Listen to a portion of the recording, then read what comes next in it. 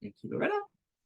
And our good friend Wally the Wombat, he is back on board. So make sure you're watching out for our little wombat friends. He will be present in today's module.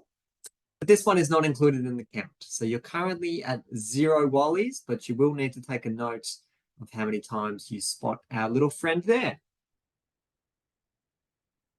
Few things before I get stuck into the intersections. I noticed in the comments last week about how we manage cycling connections adjacent bus stops, and I just wanted to show an example of what is referred to as a floating bus stop. This is in Manchester, in the UK, and I'll just have a look at the aerial here.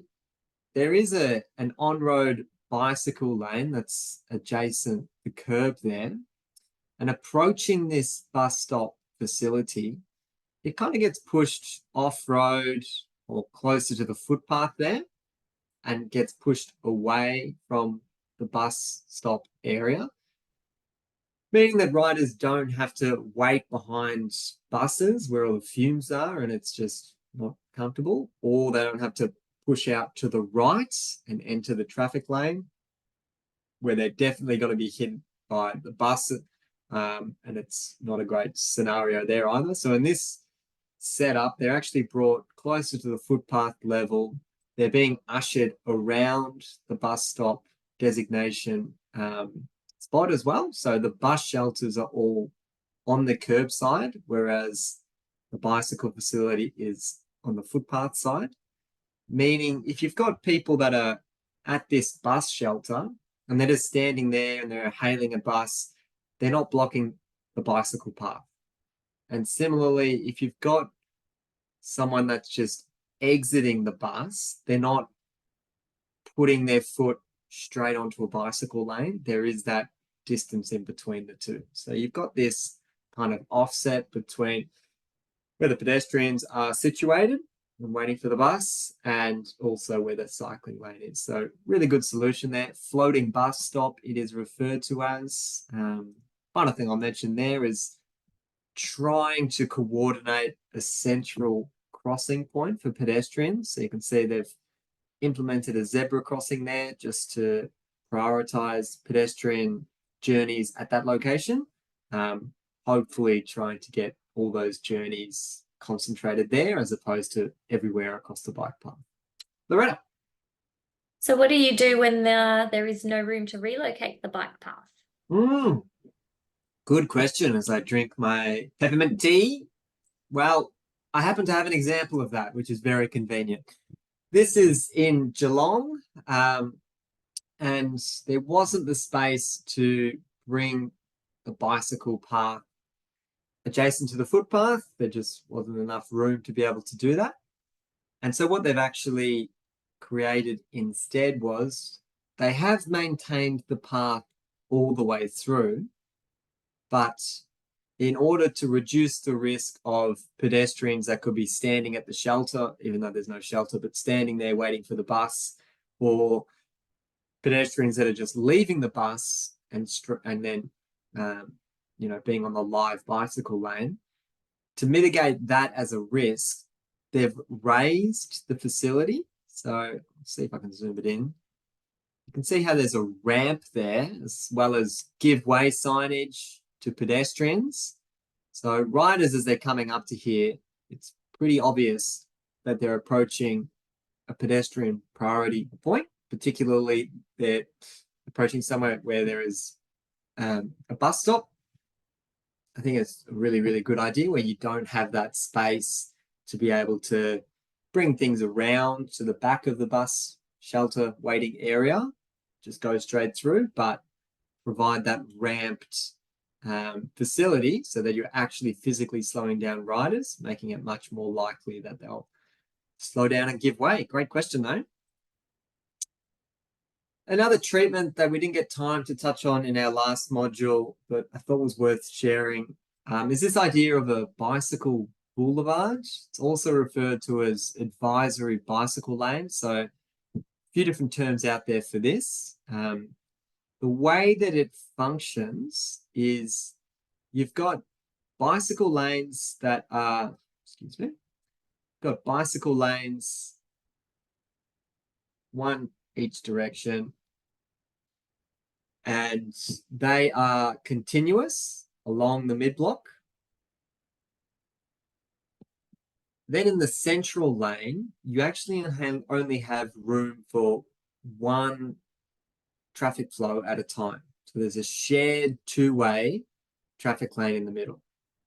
So traditionally what would have happened would have been two lanes just for the traffic and for bicycles to share. But this is instead saying, no, we're going to tighten this up, creating like a road diet. You might have heard that term before. We're going to narrow this down so it's only one lane of traffic in each direction at any one time, but the bicycle lanes can stay the whole time. So the bicycle lanes, they've got that continuity. Just an example of this installed. This is in Ottawa, in Canada. Really, really important. You only consider these in low speed zones and low traffic volume. So the daily traffic here is about 1,000 vehicles per day, and that's generally what you'd expect for this type of treatment.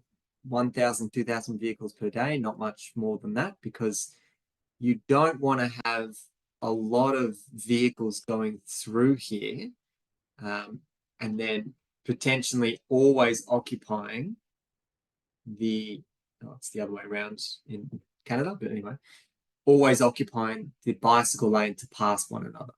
So that's the reason you wouldn't want to do this in high volume areas.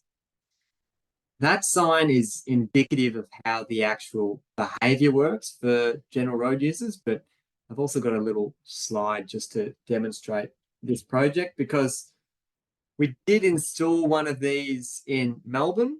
It's Napier Street in Fitzroy, if you're interested. It was installed a few years ago. And because it was changing the general arrangement, the configuration with this street, there was, you know, pretty good amount of media and communications with residents as to what they can expect and how to manage these changes. And in particular, there was a video that was developed just to illustrate exactly how you should be utilizing this space. I've just got some snips out of that video so we can have a look here. So we've got this vehicle that's heading, I'm just going to call the top of the screen north, and it's heading north, and you've got bike riders that are also in their on-road bicycle lanes. You go forward in time, the vehicle may spot an oncoming vehicle. It's their responsibility to look for any riders that may be in that cycling facility to give way to them. If it is safe, then they can get over to the curbside or the parking lane. That would then give them enough space to pass one another. So if you're utilizing the whole carriageway, then you do have enough space to pass one another. But most of the time, it is a one-way configuration with that awkward, you know, who's going to give way to who kind of moment. And, oh, Ilsa. Hey, Max. Do you by any chance know what the feedback was from the community on this project that you implemented? Yeah, I think it's been, I would say, more positive than negative from the feedback that I've heard. So certainly there's been people that have been upset with, you know, changing the street, but I think that's a given with any type of project. It is still installed out there. I think it's been 3 years now or something like that. So I don't think they're in any hurry to change this. Yeah, so I think it has been positive. Someone noted that it does appear to be unsafe, but as you mentioned, I guess it's more suited for those low scale environments. Yeah. Yeah. It is an unusual treatment, but the way that I kind of rationalize it in my head is if you took a CBD or like inner city street, and that configuration from curb to curb may look like parking lane, one traffic lane, parking lane. And if you drive down that street, that middle space is only big enough to have one lane of traffic each way, and you just kind of duck into driveways to let oncoming vehicles pass and things like that. This has got the same principle and philosophy as that kind of environment. It's only for local streets. It's only really low speeds, low volumes. The real difference there is we're not going to cop out on the cycling infrastructure. We're going to make that continuous through here, and instead hopefully deter some of that vehicle traffic and get them onto other parts of the network. But appreciate there's some different sentiments in that space, and that's okay. Here's what it looks like out on the ground. So as I said, this is still currently installed, and by all means, if you want to go for a ride and have a look yourself, give it a go. I also just wanted to include a slide here from Portland. I mentioned that they're very good at using the sharrows in their local streets and things like that. And this is just one of the measures that they used to close off traffic at intersections, so that general traffic can't just use this as a rat run. You know, there's physical infrastructure in their way, so they can't access that space. But for those riding, it's a much more comfortable environment. All right, so we did have a couple examples from our previous 360-degree video, one riding in the protected bicycle lane, and the second example there, riding within the dooring zone. I'd love to hear your feedback in the chat. If you felt any particular opinions on either option, it'd be great to hear your own experiences there. We can get stuck into the agenda for today, and a lot of the content we will be covering actually comes out of an international resource. So this is NACTO. NACTO, they're North American-based agency, and they've got 40 plus different organizations that they work with. So yeah, like different states and cities and things like that. They feed in all the different guidelines that they're working on, and then NACTO kind of produce their own best practice guidelines. So the document that we'll be looking at in particular is very cleverly named Don't Give Up at the Intersection, and speaks kind of volumes to this issue, because historically we've been very good at designers to just forget about riders at intersections and think they kind of just disappear. So it really hits home that we need to be providing that security and that continuity all the way at the intersection and through the intersection. We'll be having a good discussion around protected intersections, and we'll go into exactly what that term means in a moment. We'll have a look at the design elements of a protected intersection. It's always best just though to chat through this with actual examples. So we've got some international sites that we'll have a look at, and then we'll also have a chat through Melbourne's protected intersection. Second half of the module today will just be about more conventional arrangements and what we can perhaps play with, not altering curb-to-curb configurations. So we'll talk about things like head starts, hook turns, bicycle signals, as well as managing that left turn and through conflict, because that is where we see quite a bit of trauma occurring there for riders.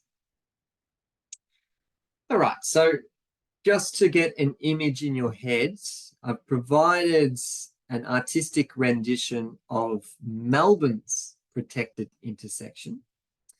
And all I want you at this stage to recognize is that at each quadrant, which is just a fancy word for saying corner, at each quadrant of the intersection, there's these little build-outs, or corner refuge islands is what they're referred to as.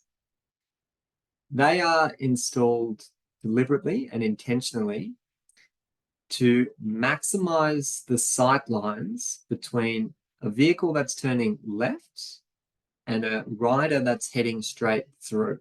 Okay, so it's that through and left conflict that protected intersections are really trying to mitigate as a risk. just to demonstrate how you would actually ride in this environment, if you were at the bottom left of the screen here, you can see there's a little stop line there. So you may be perched there.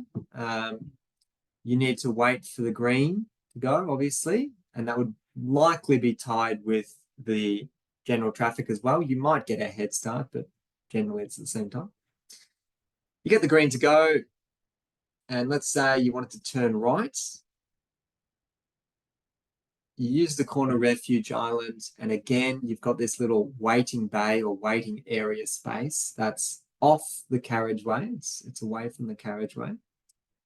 And you need to wait again for your green, and then you can continue your right turn movement, as is shown in this example. So that's just a high-level overview of how this protected intersection works, but the specific geometry of it is really where the magic is, and the reason that we advocate for this within designs.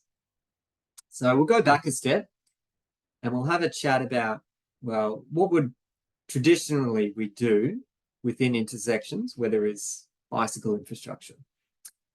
And historically, the way that we've managed our cycling infrastructure of bicycle lanes is we put our bicycle lane on the curb side, and then directly adjacent that is where we would have our left turn lane. So there is minimal offset. So the term offset I'm using there, that just refers to the distance between the bicycle lane and the left turn lane. There's very, very small offset between those two features. Ilse. And people are asking if the pedestrians and cyclists share a phase, or do the cyclists share a signal phase with the vehicles in this example? It would be heads, cyclists, and vehicles all green together. You might have a ped and cyclist head start, and then 3 seconds later, the general traffic would go. But certainly all the same direction, all the same time. The conventional intersection, so we've got a small offset there.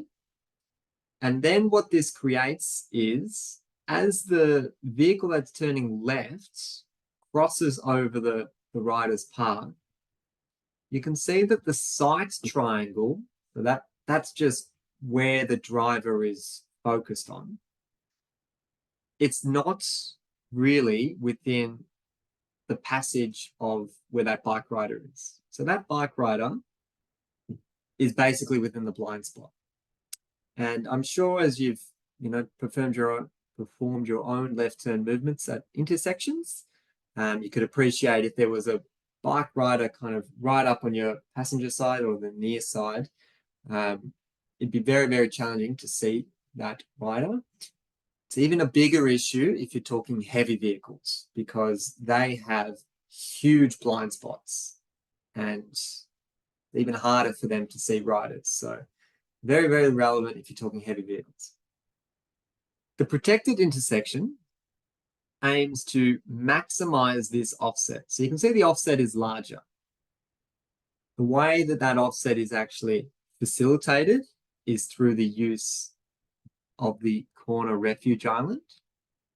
If you didn't have that there, then there would be less incentive for the driver to actually take that turning movement. They might just try and sweep straight across, which is not what you want. So that's the reason that the corner refuge island is there.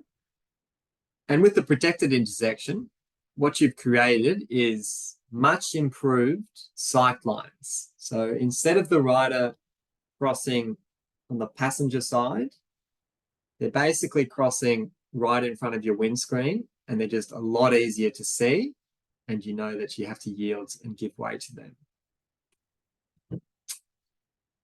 So just another example here of the conventional versus protected. I'll just draw out the path of a rider that might be turning right at this intersection. The path of a vehicle there turning left.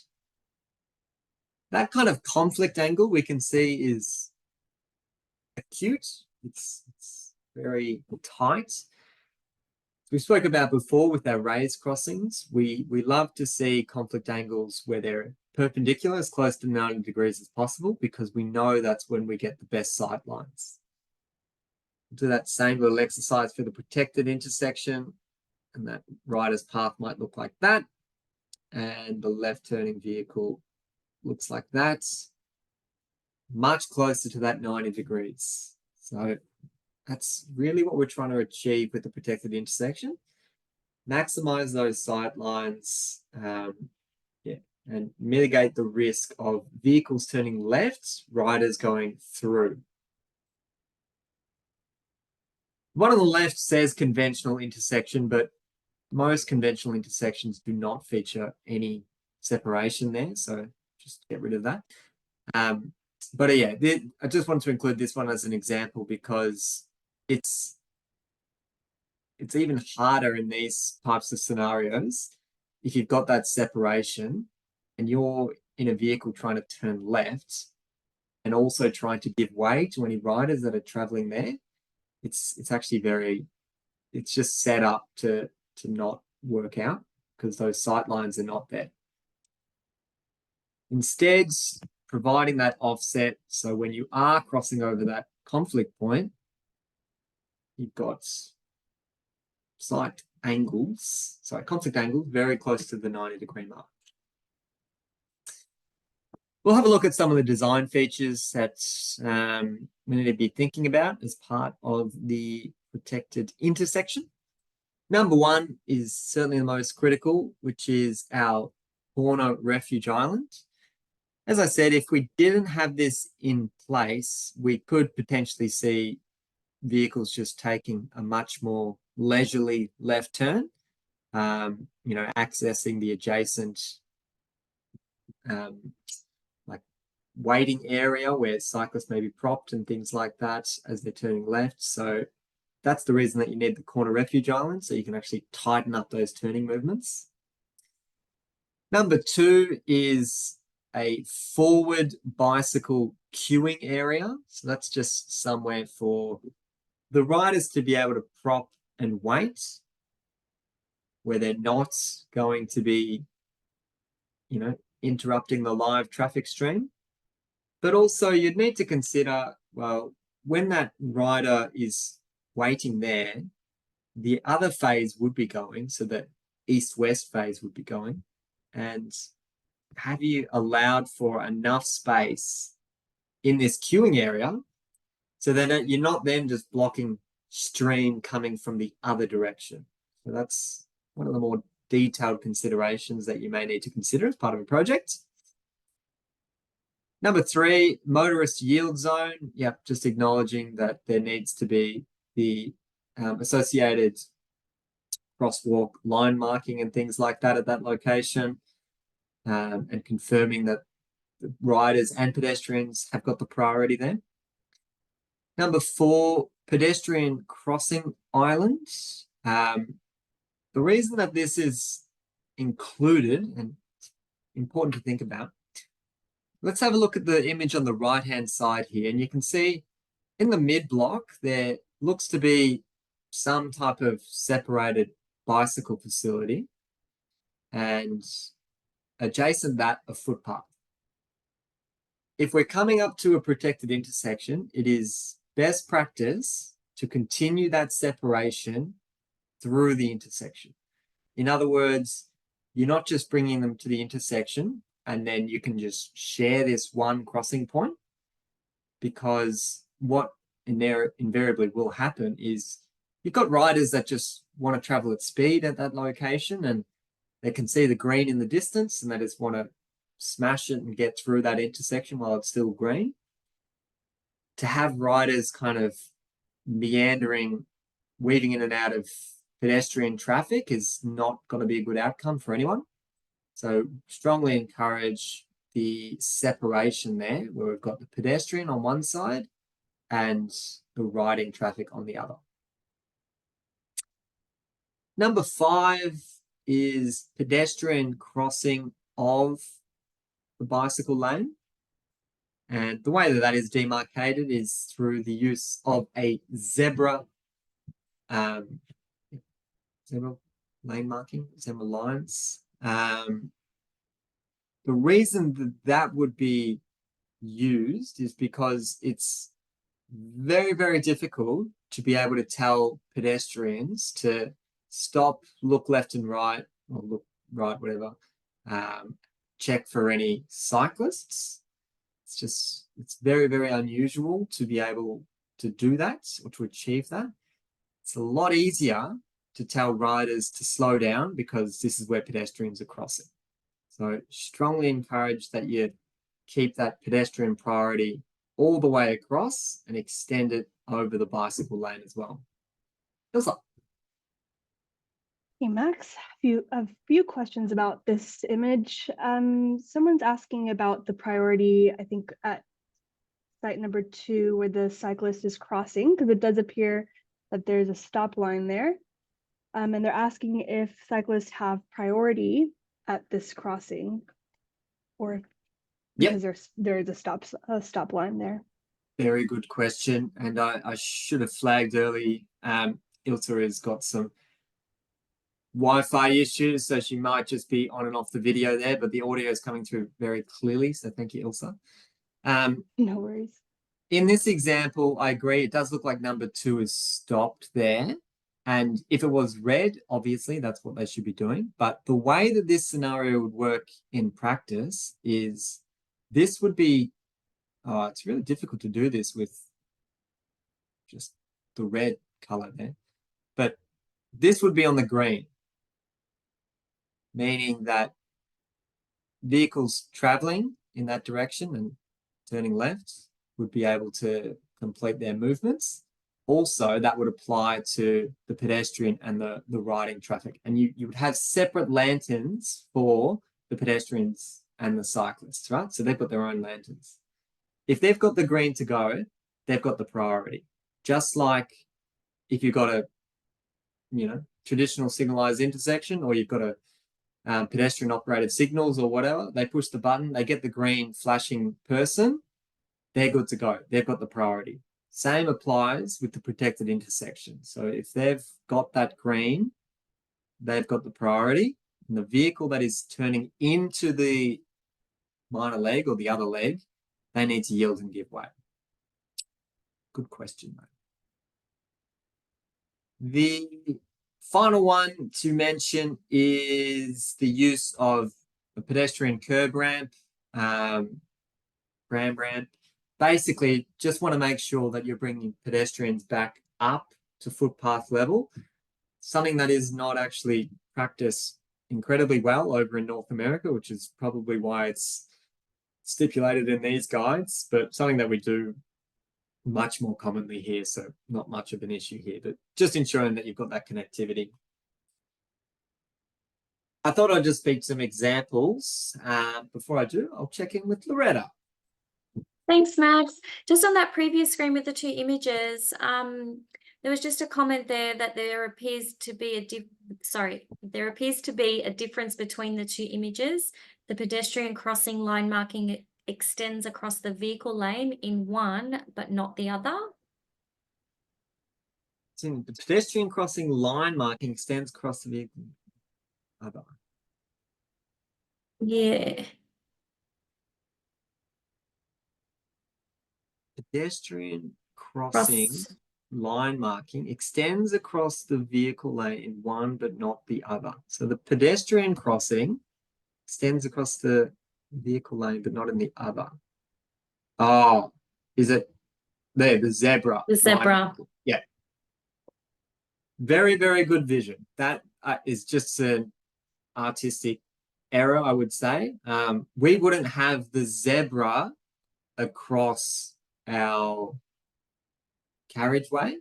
We would only install that at the conflict with the bicycle at that location. We wouldn't do the zebra across the crosswalk.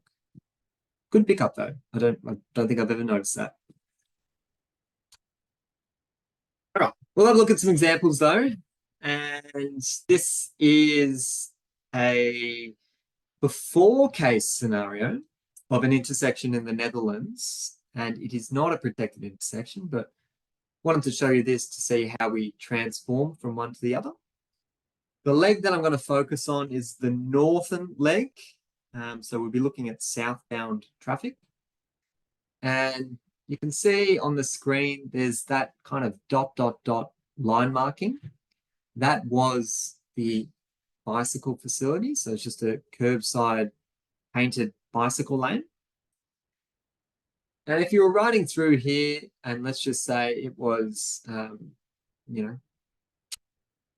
under free flow conditions, so it's green, you're approaching the intersection and you want it to go through, you might be doing something like this. There's like a little off-road cutoff there. So that would be the journey of the bike rider. However, I'll also do the path of the left turn vehicle, just so you've got a comparison here. If you're a vehicle turning left at this intersection, you'd be swinging around and doing something like that. You clearly see that's a very, very tight angle, and put yourself in the perspective of a vehicle turning left in these type of scenarios. Someone that's hard up against the curb, very, very tough to see.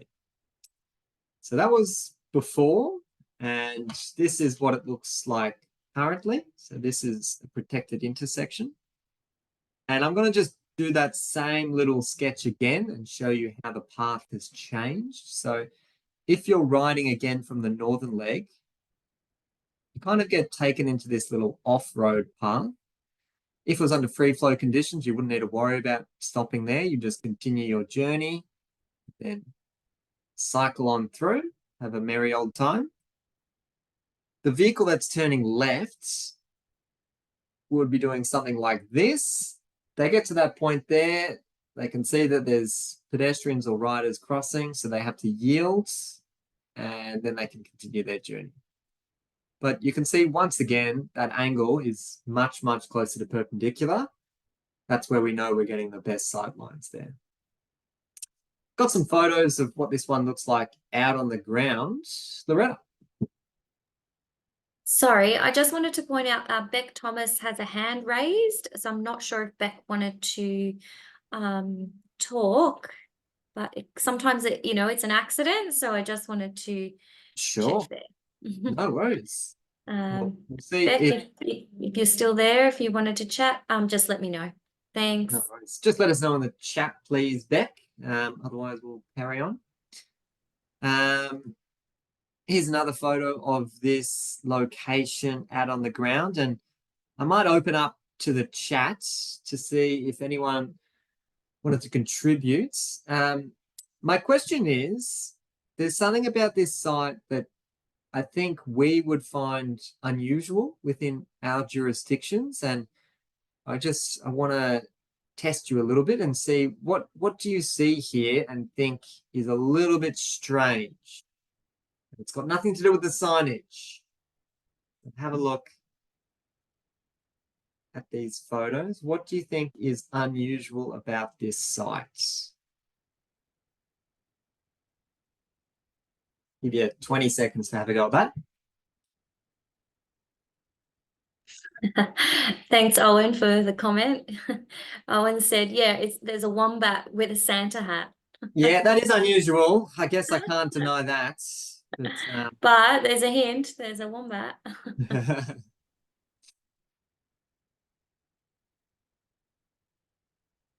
All right.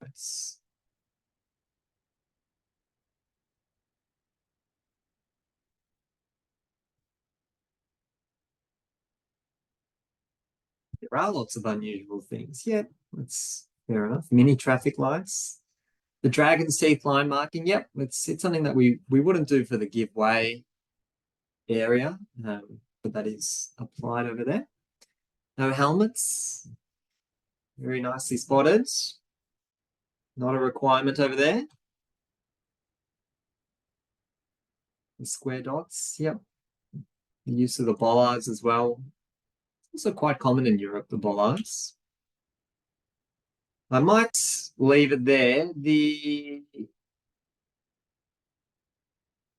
suppose, comment I was looking for there is it's very unusual to have all of these features at the same level.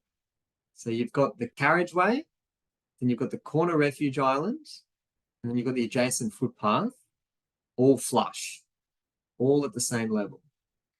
And that is not an ideal setup and not something we'd be recommending.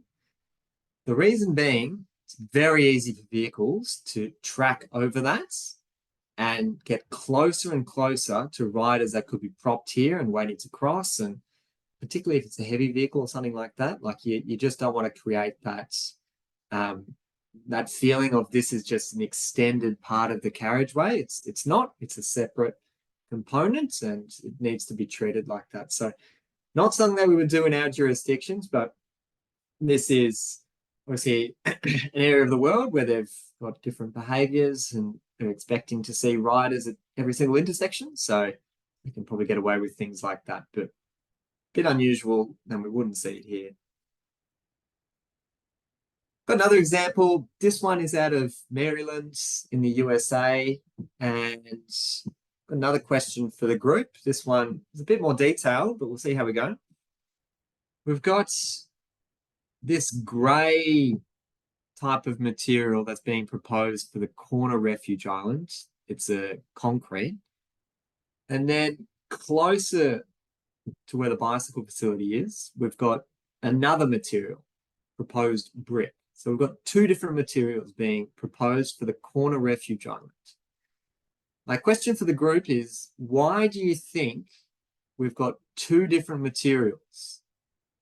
So the previous one we saw was just basically one material for the carriageway, the footpath, and the corner refuge island. But this one, we've actually got two different materials for the corner refuge island. Excellent. Okay. Wasn't too detailed for this group. Definitely seeing lots of good suggestions coming through there. And the reason that we would see this is exactly as it's noted, for the swept paths of larger vehicles. So as an example, if you're a passenger vehicle, you would be encouraged to take this type of movement here. I've obviously flipped this because this is the US, by the way, in case anyone was wondering. So you'd be expected to kind of use the edge of the concrete. That's your edge of the traffic lane. However, our larger vehicles, let's say this was a bus route and it needs to turn left at this intersection. Well, you've still got to be able to provide that movement for them, and they do require more space. So you'd conduct your swept path analysis and you'd note that the back wheels need about this much room. In other words, that proposed brick is where the actual curb sits, and you've got the vertical difference there. But the proposed concrete, it might have a lip on it, but it's not as significant as a curb. It would be mountable. So it's referred to as a mountable apron. And that's why you've got those two different materials being used there. So if that wasn't clear, hopefully this image clarifies things a little bit more. The brick there is where the actual curb is, because we don't want any vehicle to go past that point. But the concrete part is a trafficable area or a mountable apron for your heavy vehicles so that they don't have to continually keep hitting a raised curb, basically. Another cool thing about this particular case was worth sharing is the northern leg is bi-directional. So you'll see the other areas of this intersection is just one way for cycling, but the northern leg is bi-directional. And if we have a look on the ground there, that's what that one looks like. So just as a little to note, protected intersections are not exclusively for one unidirectional travel. They can facilitate bi-directional movements as well. Fun little fact of the day. Another one that I wanted to share, this one is back over in Manchester in the UK, and it is referred to as the Cycle Optimized Protected Signals Junction. you can just Google Cyclops Junction, as it is affectionately termed. New one that they installed, it's actually probably not that new anymore, maybe 3 or 4 years ago. But it's got the same design principles. You can see the corner refuge island has been installed at each of the quadrants. One difference, I suppose, with this site, which is worth sharing, is you've got these huge bicycle storage boxes or head start boxes. Now, you would have heard me before explain the point of the protected intersection is so that as riders are heading across, going through, the left turn vehicle has got really, really good sight lines as they're crossing over them. However, we need to acknowledge that we're not working with a fixed demographic or a fixed characteristic of what a cyclist looks like. It is quite a scalable unit there. Lots of the riding public will absolutely be using the protected facility because they acknowledge that it's safer to do that.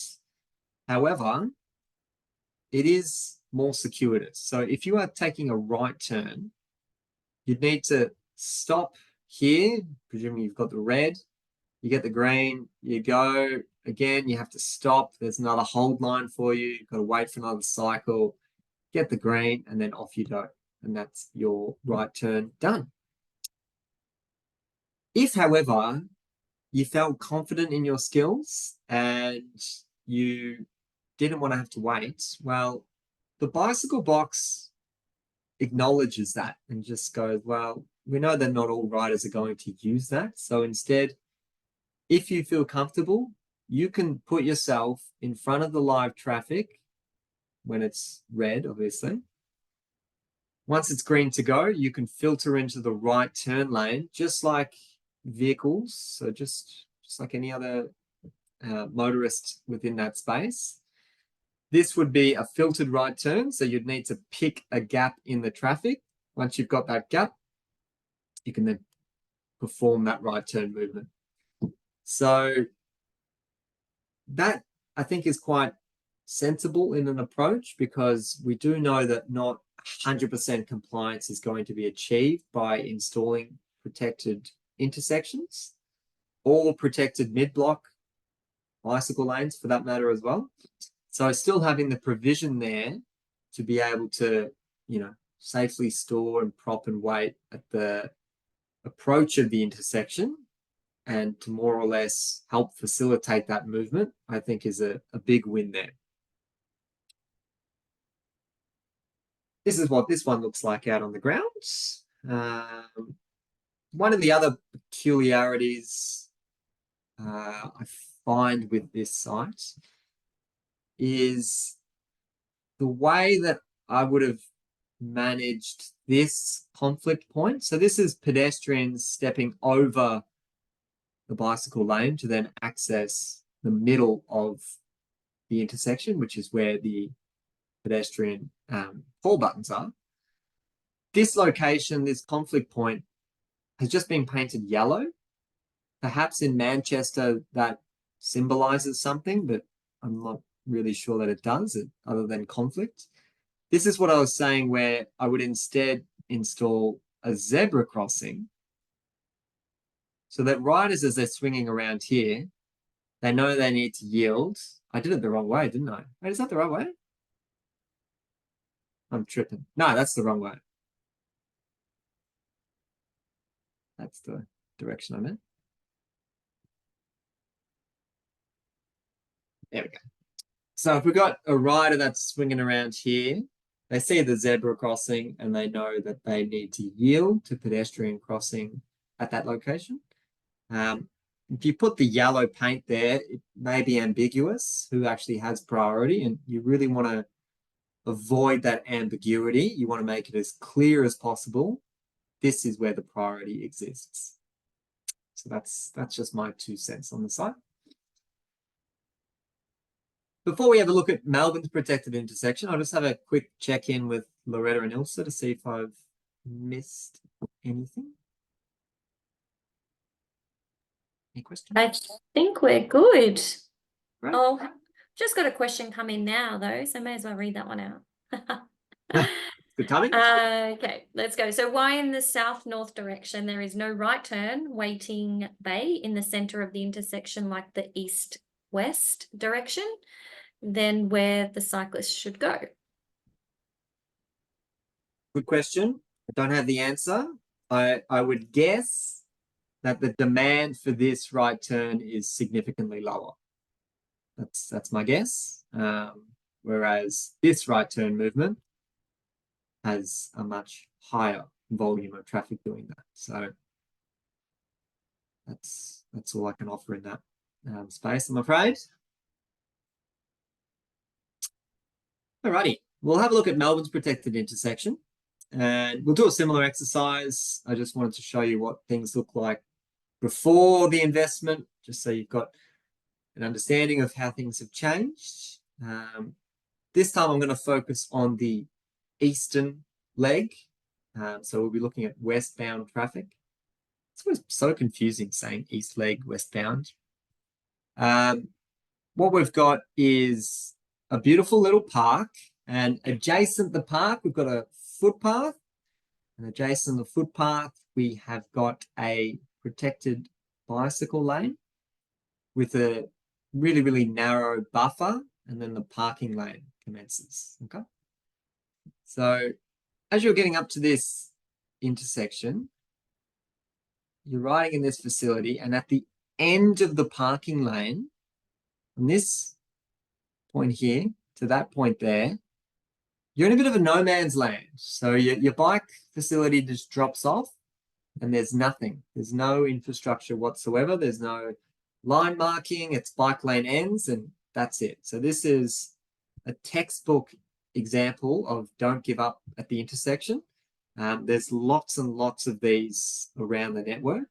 This is not isolated, but basically the bicycle lane, you know, it would have been decided we can't continue it all the way to the intersection. There's not enough space, so we're just going to drop it off, and that's it. Not a great outcome there. What I wanted to highlight though is the stand-up lanes. So if you haven't heard that term before, it's just what do the lanes look like at the approach or at the hold line. And we used to have a dedicated left lane, a through lane, and this one is a through and a right. So we had 3 stand-up lanes.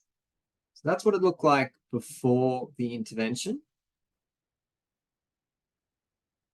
This is a bit of a 50-50, so you can kind of see it from both sides.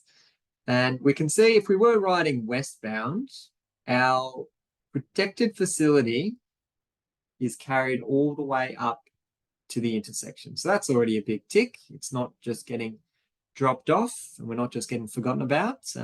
We get to have that protection all the way to the hold line, essentially. You can kind of see the little separators there. I might just go this the whole way across so you can see it better. The stand-up lanes have been affected. So previously we had the left, the through, and a through and right. We had 3 stand-up lanes. Now we've got 2 stand-up lanes. So one of them has been eaten up by the provision of this protected intersection. And that's okay. This was a project that was designed to improve safety for riders. I actually talk about the history of this project in a bit more detail in today's 360-degree video, so I won't spend too much time on it now. But that was the point. That was the objective of this project, to really improve safety for riders, and that could come at the cost of congestion and things like that. So the stand-up lane that we've got now is a combined left and through traffic lane, and then a combined through and right traffic lane. So we've got 2 traffic lanes, stand-up lanes instead of 3. And this was the first protected intersection in Victoria, and it did have a lot of auditing and a lot of workshops, a lot of discussion with stakeholders about how this could work, at a functional level, and also how will the community respond to this type of infrastructure. And I wanted to provide a bit of a story, so you've got a bit of intel of how this developed over a period of time, and focus on the Corner Refuge Island in particular. So the first iteration of this design on the left here showed that the Corner Refuge Island was just this humble little butterbean, just a tiny little dot almost, that could have potentially facilitated that purpose, but you brought this to the stakeholders and they were a bit not really sure if riders are even going to see that. They might ride straight into that, or I'm really not convinced that drivers are going to be able to see that and they'll drive straight over it. So went back to the design board and decided to make something a little bit more obvious, and created this croissant type shape. There's a bit of thinking about this one as well, but the way that it's angled, you don't have one smooth radius on the outside, is actually pretty unusual. So that's when things moved on to this jelly bean shape. These are not the technical jargon terms, it's just what the objects look like to me. You moved on to this type of shape for the Corner Refuge Island, but then the bug group, the bicycle user group, said, well, we know that this is a commuter route and we know we're going to get lots of riders queuing at this location, and I'm not sure we've got enough space there to be able to queue safely. So they decided to give that little jelly bean a bit of a shave to make it a little bit more spacious there for riders to queue there. And someone also came up with the idea of creating some mountable areas. So the shaded parts on the final image are mountable. And the reason for that is for bike riders that want to maintain speed, let's say, or just want to get through there as quickly as possible. And the mountable area allows a bike rider to do that, to kind of cut off the deviation a little bit. Okay, so that's how that particular group was kind of calmed down, or got them over the line. Just try and ensure that you do still have that opportunity to maintain your speed. What's up? Yes, so Owen is asking if when you're implementing stand-up lanes, if you would recommend traffic counts or models be performed to determine if there's going to be any traffic queuing issues. Yeah, 100%. That is very, very common with most signalized intersection projects. You do kind of a level of service check to see what's current conditions without any modifications, and then compare that to your proposed conditions. It's very, very likely that in this instance, there was a movement to a worse level of service for general traffic, but objective was improving riders' safety and comfort, and the level of service for them would likely move in the other direction. And this is a much more attractive route for me. So it's important to have that project objective in mind. Eduardo is a bit concerned for your hunger levels, given your examples. So hopefully you get a snack during the break. I'm getting Owen, hungry. How did you know? Owen is asking about, is that not a risk in narrowing the conflict angle? I'm assuming is that for the mountable turn? It absolutely is. You're correct. You're not providing the same offset, so you're not achieving the maximum benefit that this intersection could potentially deliver. But we work in the real world, and you've got to be pragmatic, and you've got a stakeholder saying you can't do this unless you meet these certain demands, and you kind of have to work within that space. But yep, I agree. And yeah, someone's just mentioning that having some slowing at the intersection could be good. And I think, again, like you said, if that's also site specific, if speeds in those areas are an issue and you want to slow them down, then maybe the mountable one is not the choice. Absolutely. That's a good point. Yeah. So the more deviation that you put on it, potentially the more slowing that you'll be able to achieve there, which is maybe absolutely required at your specific site. And that is Might all be a the good questions for time. now. Thanks. That's all your questions. Yeah, it might be a good time to pause and we'll give everyone a 3-minute break. So you can go make yourself a quick cup of tea or coffee and we'll be back up and running in 3 minutes. Alrighty, welcome back everyone. We can carry on with our content. Just to finish off on Melbourne's protected intersection. So I was talking about this was, a novel, innovative approach and stakeholders were not completely thrilled with this being used as a case study. So to get stakeholders over the line, they actually decided to make a one-to-one mock-up of the intersection. So this is the exact same dimensions as what would have been installed. All line marked. This is a off-road depot, so completely away from the public, completely controlled access and things like that.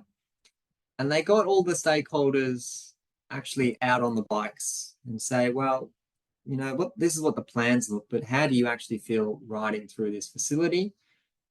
They also got a test vehicle, organized that. So they were performing left, through, and right turn movements. And then rather than it being like a theoretical, oh, I'm not sure this will work, it was an actual appreciation of, okay, no, we can make this work. The world will continue if we decide to invest in this infrastructure. And in fact, they recognized, yeah, okay, I understand when this vehicle is turning left, I've got a much better chance there of going through and being seen. So really fun little engagement exercise that they carried out as part of this project. One thing I wanted to make a note of, we spoke about it before with swept path heavy vehicles. It's common to have to shift around the corner refuge island and exactly how that one looks. It's also quite common to have to shift back the hold line. Okay, so if you've got an example here, quite a big articulated truck turning left, you may have to move the hold line back just to make sure that they're not encroaching into prop vehicles and things like that. So just a note there at this stage. Last little conversation about Melbourne's protected intersection, and then we'll move on to other examples. On the right here, I've got a taxi that is turning left, and this is me on a bike, and I'm heading through the intersection. The yellow is the movement, if this was a conventional kind of bike lane, and that lightish green color is the left turn of the taxi driver. I'm going to go a moment in time. So this is not a second later. This is a split second later. Approaching this intersection looks something like this. And conventionally, you'd be situated in that situation there. But with the protected lane, protected intersection, you're instead getting deviated further away. And basically in this scenario, traditionally, you'd need to be making a decision. Has that taxi driver seen me, or do I need to slam on the brakes because, I don't want to conflict with this motor vehicle? Moment forward in time again, and you can see it using the protected facility. The yellow line there is the conventional scenario, and the purple is where we would be traveling. If you look inside the taxi driver's passenger window, you can actually see that their whole body and neck is turned and making direct eye contact with me as I'm going to cross this, which is exactly what you want to see. And yeah, just a perfect example of why we're advocating for this type of arrangement. it's really important to also acknowledge that before we get to the protected intersection, we've got adequate sight lines for both of those users. And I might actually just skip right to the next one just to demonstrate that it's really important to have that sight line for both the vehicle, so that the motorist is able to see any riders that may be within that space, but also so riders can make eye contact with vehicles that may be turning left. Okay? So you basically just want to avoid any roadside furniture within that space. Don't put billboards there. Don't put, I guess you wouldn't have payphones anymore. But utility poles, lots of trees, vegetation, things like that. All of those things can obscure the sight lines. So as best you can, try to free that space up so that you've, maximizing those areas. All right. Got another little game for everyone, which is, of course, what's wrong with this photo. Confused looking rider there. I'll get her out of the way. And I'll bring the banner down so you can have a very good look at this one. Tell me in the chat what you think is wrong with this photo, and also interested if anyone happens to know where this photo was taken. Which part of the world? I'll give you 2 minutes to have a crack at that. I'll have some water. Pavement in yuck condition. I'm not sure that's the technical term, but I like it.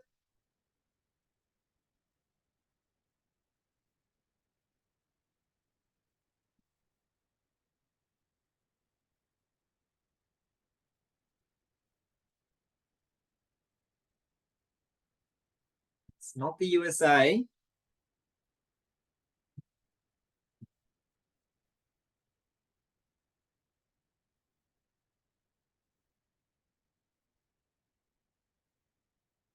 It is Canada, though. Well done. Someone said Calgary. I actually don't know where in Canada this is, so you could be right. It could be Calgary.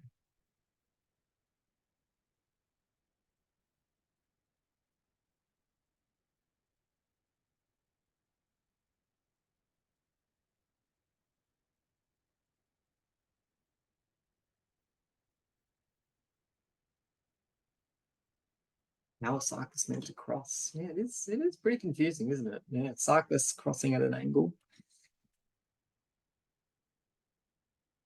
All right. I might leave it there. I can see that we've got some good analysis going on in the background there. This is an example of a diagonal crossing. So we actually have a bi-directional facility that is on the left-hand side of the carriageway, and then at the other side of the intersection, it moves to the right-hand side.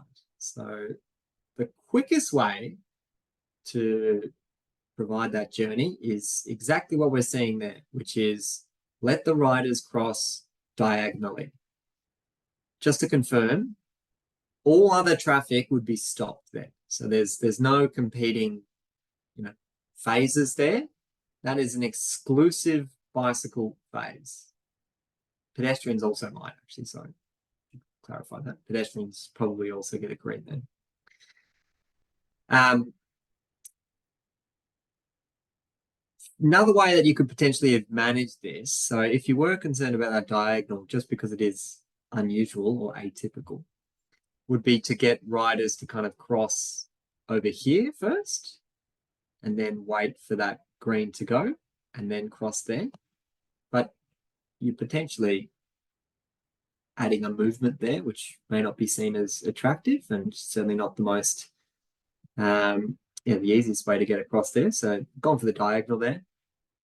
If I was looking at this within our jurisdictions, I'd be very, very concerned about red light running, because you've basically got all of those potential conflict points from each direction where a rider may be struck from if there was a red light runner. So looking for ways to mitigate that as a risk. So you could be looking at things like raising the intersection, providing raised safety platforms so that if a vehicle is running the red light, they're going to hit a hump, and that's got to be pretty good warning that they're entering an intersection. But anyway, just an example there that I thought was pretty interesting. So we are going to focus now more on traditional intersections, and I suppose what we can do to improve conditions at those locations. First things we'll have a chat about is this idea of head start boxes. So the Austroad Guide does provide these 4 different typologies. They've got some descriptions around when you would use each one, but if you want the high level dot points, I'll just give you the heads up tip. Basically, the head start boxes can also be used as wayfinding. So in example A, because the head start box, which is just the little bit of bicycle lane that sits ahead of the hold line, because that little head start area is situated on the curb side, it infers that bike riders may want to turn left or may want to carry through, but it's not really being communicated that bike riders can turn right. If we compare that to example D, where we can see the head start box extends across all of the traffic lanes, well, that would then infer that the bike rider could turn left or go through or turn right, and there is bicycle facilities to continue that journey. So it's got that wayfinding element. The other element is, of course, how big the space is how many riders you're expecting to use that. So yeah, that's the high level dot points of what these are communicating. Just wanted to make a quick note about example C. Not very common, and not really one that would be going for in the first instance. To have a bicycle lane really, really narrow, that's in between traffic lanes, is a bit uncomfortable. I guess it does occur with filtering and things like that, but more conventionally, what you would do is just at the storage, at the hold line there, just create the head start box across the traffic lanes so you don't have to get riders into that right bicycle lane, that one there. So the example C is a little bit of a weird one, but yeah, anyway. Left turn and through treatments. So remember, we're stepping away now from the protected intersection. We're thinking about what can we do basically using the existing carriageway. And rather than just dropping off the bicycle facility, instead, what you can do is demarcate the space using sharrows so that riders have got a bit of confidence that they're able to position themselves in the center of that traffic lane, and also just to let motorists know that, you know, there's going to be bicycle activity occurring here. So that's one method with this type of treatment. You can also look to bend out the bicycle lane. So that's continuing the bicycle lane facility all the way to the intersection, and then highlighting where the conflict is with that green conflict paint. Ilse. Yes, so for the previous example, sorry to go back, do you think that it would benefit from having a phase signal there as well? Yes. So as in a separate phase for cyclists, I would always recommend that. I think that's a great idea. And I talk about that in a few slides time. Sorry, and did I miss, what was the speed of this road? Somebody said that they thought sharrows would be used in lower volumes and low speeds. That is very true. It's absolutely where they are recommended, in speeds of 30 kilometers per hour. We've got very few roads that operate within that space, and we've got lots and lots of examples where sharrows are not used within that space. By no means am I saying this is the perfect outcome, and it's what I was demonstrating before with the idea of protected intersections. That's really what we should be aiming for, but just trying to, I guess, provide that holistic understanding of what type of treatments have been installed. And I still think this is better than not doing anything at all. Thank you. No, pleasure. Little anecdote from Max now. This used to be on my ride to work. I used to live at the right here, my little house. And work was crossing over this intersection on the left, so like east-west here. And starting off the day, I'd be riding on an on-road bicycle painted lane within the Dooring zone, 50km/h speed zone, and approaching the end of the parking lane is when the left turn traffic lane commences. But you can see that the use of the sharrows have been installed at that location just to give drivers a bit of awareness that, you know, the cyclists will be expected in this area, and give me a bit of confidence about I can claim the traffic lane. Now, it is the 50km/h speed zone that I said, but it's quite likely, because you've got vehicles slowing down because they're approaching an intersection, slowing down because they're about to turn left, that the conflict speed, operating speed, would be closer to 30 or 40. So I suppose that's one of the ticks for trying to get sharrows at these locations, is where you've got the turning movements occurring, you've got vehicle speeds that are lower. Not the perfect world, though. I agree. Anyway, that was me riding there, get to the hold line, just standing right in front of the left turn traffic lane. And I was able to continue straight. So I wasn't forced to turn left. There's a little sign there that says all traffic must turn left except bicyclists. So I could continue my journey like that. That was my journey to work. After slogging the day in the consultancy office and entertaining the clients and all those types of things, riding home from work, got the on-road bicycle lane, very, very similar configuration. But in this instance, at the edge of the parking lane, all of this zone, there's nothing. So there's no bicycle facility whatsoever. And that part of the journey was much, much more stressful because I felt like I shouldn't be there, and motorists treated me like that as well.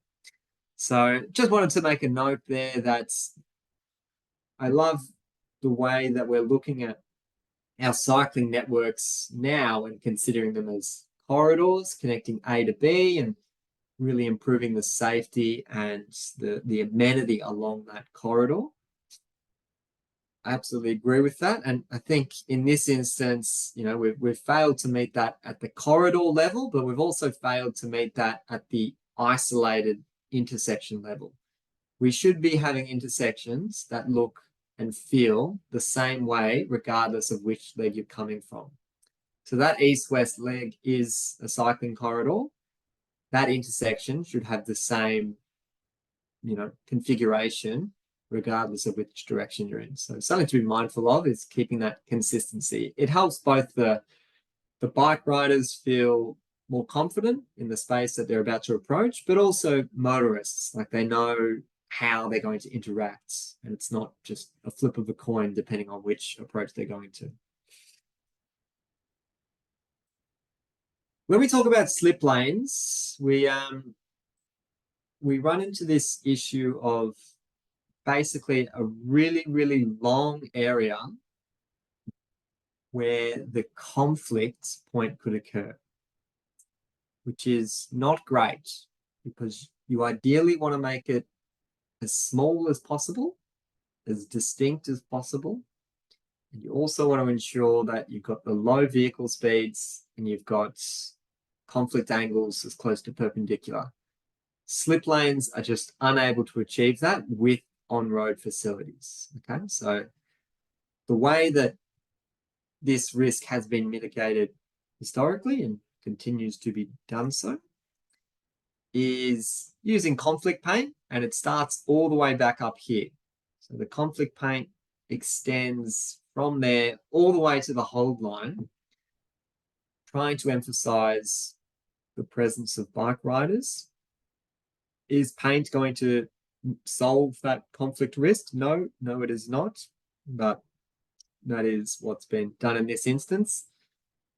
If you were trying to, significantly improve this corridor and looking at infrastructure to help support safer journeys at this location, the Austroads report does have this little figure here that could be investigated, which is basically bringing the bicycle lane off road, or using the footpath most likely, and keep them to the edge of the slip lane. When they have to cross over the slip lane, ideally what you would do is you'd raise this up. This would be like a raised crossing point. And then riders could get that right away and continue their journey. A few things I'll say about this is, I think principally this works very, very well. You've got the raised crossing point there. You've got much better conflict angles. It's a much more defined conflict point. It's at the slip lane where most of the time drivers are expecting to give way anyway. Most of the time, I'd say that with a caveat. However, if we just take another quick look at what this environment is. This is an 80 km/h arterial road. You can see there's multiple lanes of traffic. That's a freeway interchange there. Lots and lots of traffic here, right? This is very, very busy environment. This on-road bicycle facility has been provided for kilometers along this length of road. And really the only people that are using it are those that are incredibly skilled and feel incredibly comfortable riding in those environments, as I'm sure you could all appreciate. If your decision as a road authority or someone that works within the design space was to try and remove this as an option and force all bike riders to do this,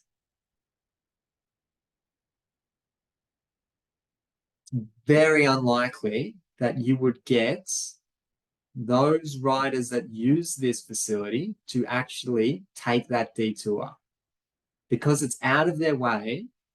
And also these turning points are very, very sharp, and it's just an incredibly unattractive thing to do if the reason you've got on your bike today is to smash the pavement, to get up your kilometers and to get up the heart rate, or to train, or whatever it is, which is the predominant demographic using this. So I just wanted to say, be mindful of always going for, the approach that would, in a perfect world, would always be able to deliver the safest outcome. But in this instance, it might be safer to keep what is existing so that we don't have the on-road cohort ignoring that altogether and then using the traffic lane. So there needs to be that little pragmatic or sensibility test done with these things. I'll just finally, just to close that little tangent, just to add that ideally, this would not be part of your cycling superhighway. This would not be a strategic part of your network. If it looks like part of your network, then just forget what I said and everything should be off-road, okay? If this is, though, an area which doesn't have that strategic cycling sense, and it's not really designed or anticipated to have high cycling volumes where you want to be designing for ages 8 from 80, you've got to consider those factors as well. Loretta, I saw you jump up for a moment and then you disappeared. I did. You were answering it as I was. All good. Thank you. No worries. All good. Okie dokie. Hook turns, something that we like to do here in Victoria, something that we do a lot of in Melbourne CBD. We do it both for bike riding and also for driving a car because it's a bit of fun. Basically just turning left to go right, which sounds very odd. But it's really, really useful if you are riding a bike because it saves you having to get over into the right turn lane. I'll just skip over this one. You can have a look at a real site. If you're riding bottom of the screen here and you wanted to turn right, let's say this was free-flowing conditions, what you could do is just situate yourself in these little hook turn boxes. Right? So that's outside of the carriageway, outside of the pedestrian crossing point. So you're not blocking anyone. You just sit yourself up there, wait for the green to go. And then when it's green, you're the first one into the intersection. And the reason that you would be, I suppose, including them as part of your designs is it reduces the risk of riders having to negotiate this type of movement where they have to get over into the right turn lane, potentially conflict with vehicles heading through or vehicles already in the right turn lane. So for riders that don't feel comfortable doing that, the hook turns are the way to do it. Particularly multi-lane, signalized intersections, big fan, just much more comfortable experience. You can install similar type of hook turn-ish scenarios at T intersections. So in this scenario, this is out of Austroads as well. We've got this hook turn type arrangement where if you wanted to turn right, you've got this little refuge or waiting bay. There'd be a little pedestal, so you can just push on the button and then you'd get your own phase and then you could cross. And once again, the reason that you'd be going for that is because you might not feel confident in riding across the traffic lanes to get into the right turn lane to do that type of movement. This is an example of kind of what's been installed in that figure. This is just an Adelaide there, but just thought I'd show you that in practice. Much more comfortable to kind of wait for your turn over there than have to try and get over into these right turn traffic lanes. This one is not a signalized intersection, but it kind of has similar properties that I thought I'd share. It was actually a photo shared from a colleague. And same idea where a bike rider is having to turn left. They have to get off the carriageway to then cross over and continue their path like that. Because you're deliberately trying to stop them from doing a diagonal movement. You know, you can understand why you wouldn't want to be encouraging that. So instead, try to make them stop and pause here and pick a gap and then, you know, turn when there is that break in the traffic. All right, bicycle signals. So spoke quickly about that before, but love the idea of them and I think that they work very well. One of the considerations that I think is worth noting, and it's just another anecdotal experience here. This is another intersection that I used to ride through quite often, and the southern leg, so right down the bottom, this kind of area here is where I'm going to be focused on, and I'll show you a street view image of what this one looks like at ground level. So you can see there's a very small little head start storage box there. And although it's not on, adjacent the traffic signal face there, there's an additional panel. And that panel has just got the bicycle symbol on it with green. And what happens is once all traffic has stopped and the next traffic stream to go would be this direction, first traffic that gets to enter is actually cyclists. So there's a green bicycle symbol and cyclists are given that head start through that signal. The unfortunate thing is, it only lasts 3, 4, 5 seconds. So it's generally just so that they can enter the intersection and not necessarily complete their journey, but just to get that head start. They don't have to worry about competing with general traffic who might be accelerating at speed. The way that the bicycle signals operate, though, is it's actually communicating to riders that you can head start and continue through this intersection. So it's actually saying you can travel straight up and down. Now, at this particular site, I wanted to turn right because that's where my house was. So I wanted to go that direction. And I got to that 3 to 5 second point and found myself in the middle of the intersection when the rest of that north-south traffic, they got their green. So then I was basically stuck in the middle and waiting to get my gap in traffic to then perform that right turn movement. So just wanted to make a little note there that it can be, I suppose, misinterpreted by the cycling community if there's no direction associated with it. If your desire is one way and you see the green go, then you just may assume that's for you and you're ready to rock and roll. Ilse. I think you just answered someone's question. But yeah, they were asking about if vehicles might go by mistake at the green for cyclists, and if it would be better to put that lantern for cyclists lower down to decrease confusion. It's a good question. I can't say I've seen any research to suggest one way or the other. I wouldn't be surprised if there has been incidents where motorists have entered an intersection after just seeing the green and just like automatically just going and not recognizing that's actually a green bicycle symbol and it's not for you. So I think there's validity in that concern, but I can't really speak to how effective or ineffective that type of treatment is. No worries. Thank you. No problem at all. Yeah, so stuck in the middle there, nothing happened. It wasn't a near miss or anything. I just wanted to mention how it could be misinterpreted.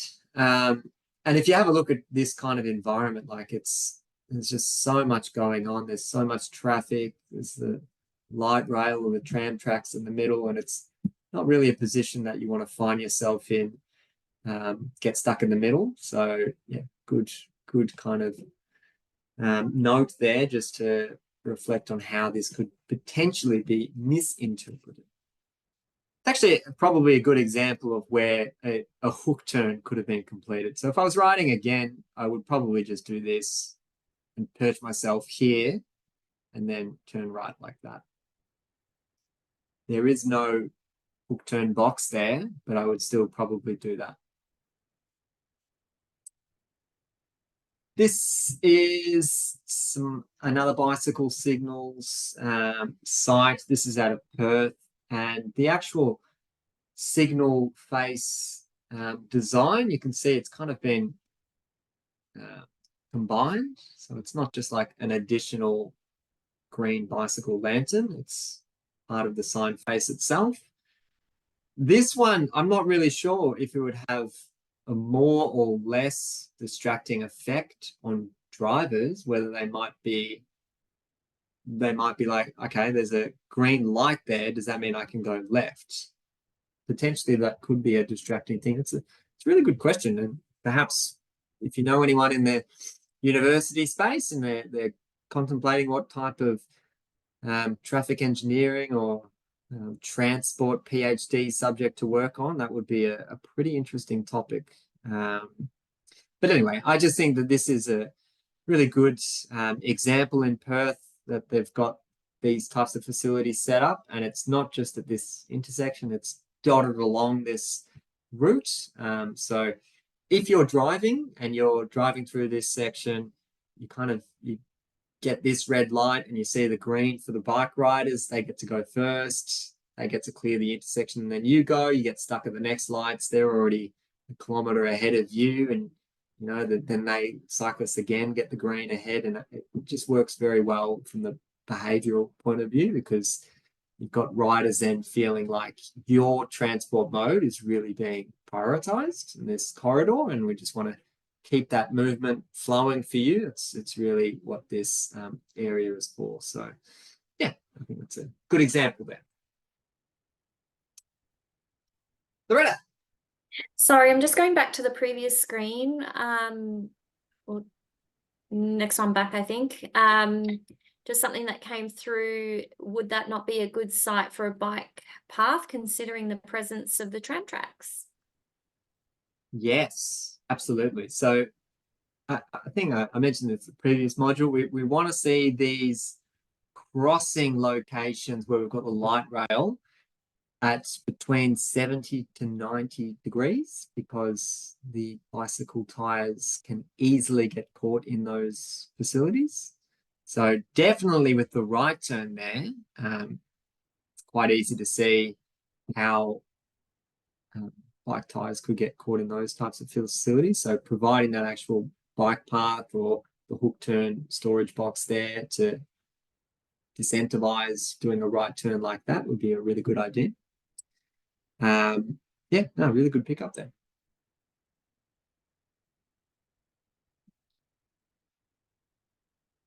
All right, so just to close on some of the content for today.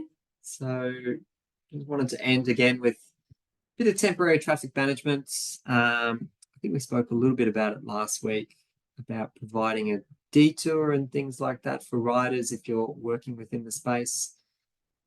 This kind of example of just bicycle lane closed, merge right, is unfortunately very frequent and rarely ever appropriate. So in this scenario here, the bike rider, before they got to this location, was in a protected bicycle lane. So presumably you're dealing with areas of the community that don't feel safe riding on road or don't feel safe mingling with traffic. And you've set up this detour or this, section of the network where they are forced to ride in those conditions, which is just not going to work well. Really, really good starting point would be, well, can I instead look to create an off-road diversion or detour so that bike riders do not need to just somehow merge in with traffic and all will be fine. But yeah, have a little bit think about that. The other reason I included this picture is this specific temporary traffic management treatment was set up as part of the protected intersection that was built in Melbourne. So I was singing all the praises before about how wonderful the protected intersection is in Melbourne. But during the construction, this is what the detour looked like. And you can see that there's a disparity there between the end objective, which was safe cycling connection. But the interim period is something that I think we do need to work on as industry, and acknowledge that we can't just put up a sign and say things are closed and somehow you'll make your way through this arrangement. We need to really consider how that connection is going to be maintained. All right, feel free to keep the questions going. I was just going to share a final thing about the assignment. So thanks for those that have done the module 2 quiz. You would have had to have had a look over this specific design plan. And there was something in here that I thought was very relevant to today's discussion that I thought was worth sharing.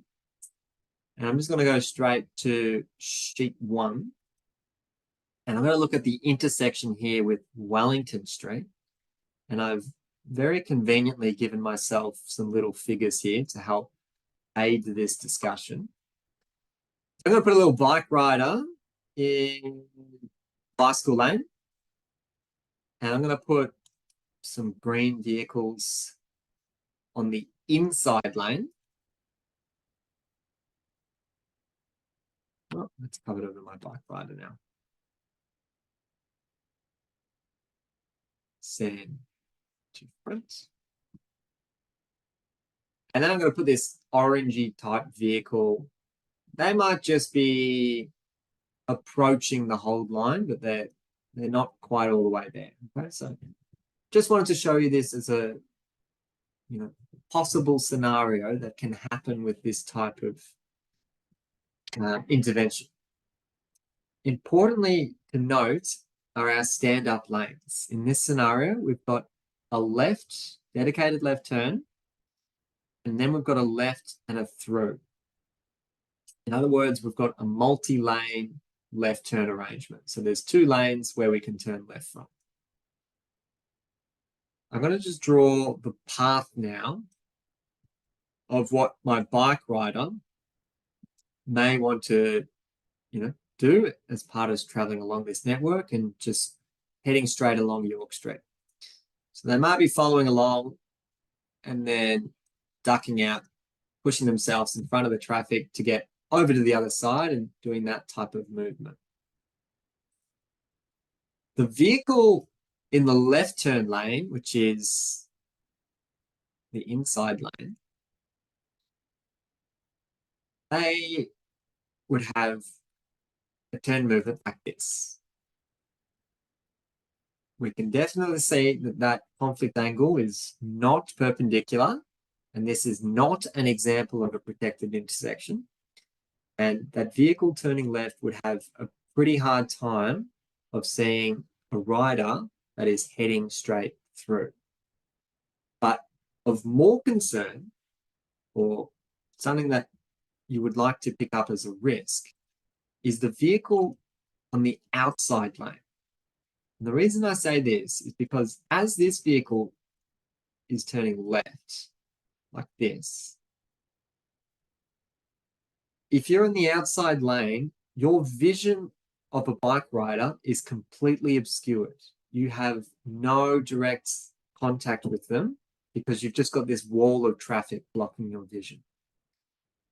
In other words, you might just be focused on the traffic signal that says it's green, you're good to go, turn left, and just have no idea that that is a location where you need to be yielding to pedestrians and also to cyclists crossing there.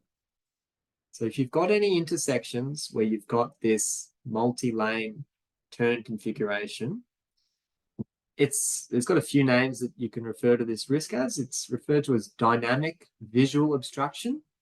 It's dynamic in the sense that it's not like there is a static wall that is always there. It's some points in time, there may be a wall of banked up traffic that impacts on sightlines. So that's dynamic visual obstruction. It's also referred to as masking.